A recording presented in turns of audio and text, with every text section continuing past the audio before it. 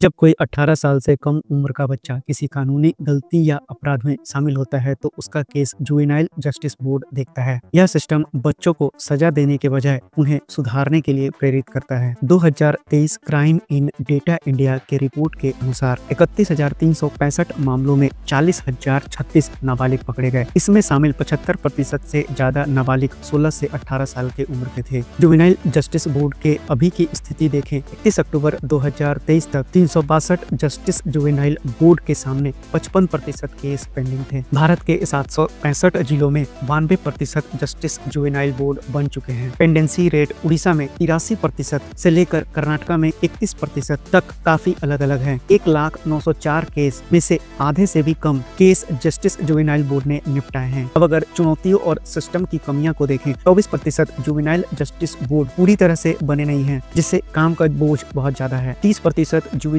Justice board के पास attached legal service clinic नहीं है, जिससे लीगल एड देने पर असर पड़ता है। डेटा मॉनिटरिंग और फंड की कमी से जुवेनाइल जस्टिस बोर्ड लागू करने में भी रुकावट आती है। सिस्टम में एजेंसियों के बीच तालमेल और डेटा शेयरिंग की कमी है। आइए समझते हैं स्टडी के नतीजे और क्या सुझाव शामिल है। इंडियन जस्टिस रिपोर्ट स्टडी में सिस्टम की कैपेसिटी को पता लगाने के लिए कुल 16 सवाल दिए गए थे, जिसमें 530 जिले शामिल थे। 500 जवाबों में से 11% ने रिजेक्ट कर दिया, 24% का कोई जवाब नहीं मिला, 29% सवाल ट्रांसफर कर दिए गए और 36% का जवाब स्टेट नोडल अथॉरिटीज ने दिया। अब अगर एक्सपर्ट्स के राय को देखें और जुवेनाइल जस्टिस बोर्ड में सुधार के लिए क्या किया जा सकता है, रेगुलर डेटा फ्लो और ट्रांसपेरेंट सुपरविजन के साथ साथ इंटीग्रेटेड जानकारी के लिए बच्चों पर केंद्रित नेशनल डेटा ग्रिड के महत्व पर जोर देना चाहिए, ऐसा एक्सपर्ट्स का कहना है।